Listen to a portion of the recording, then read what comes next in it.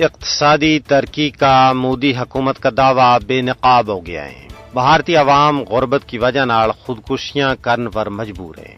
بھارت کی معیشت نہ 13 اپریل تا جون 7.8% وعدہ کو دعووں کیو گیو ہے، لیکن بھارتی عوام نہ اس ویلے جس غربت، افلاس، اقتصادی بدحالی اور بے روزگاری کو سامنے ہے، مودی حکومت ان اعداد و شمار کے ذریعے اس پر کسی بھی صورت میں پردو نکال سکتی۔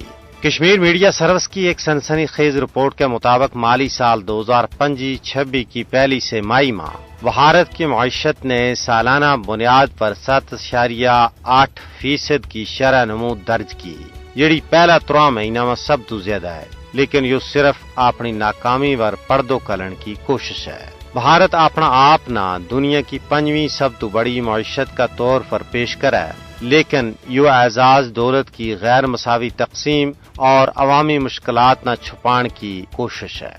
وہ دولت چند مخصوص ہاتھوں میں مرکوز ہے، جبکہ لکھاں بندہ سرکاری راشن اور معمولی آمدنی پر گزارو کریں۔ بھارت میں اونچا طبقہ کا 1% لوگوں کو تقریباً 73% دولت مرکوز ہے، جڑو اقتصادی عدم مساوات کو واضح ثبوت ہے۔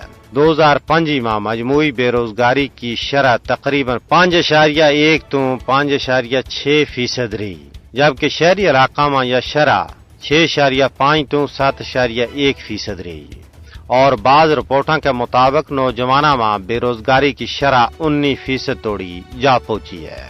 یہ عدم توازن جی ڈی پی کا مثبت اعداد و شمار کے باوجود ایک خاموش بحران کی نشاندہی کرا ہے۔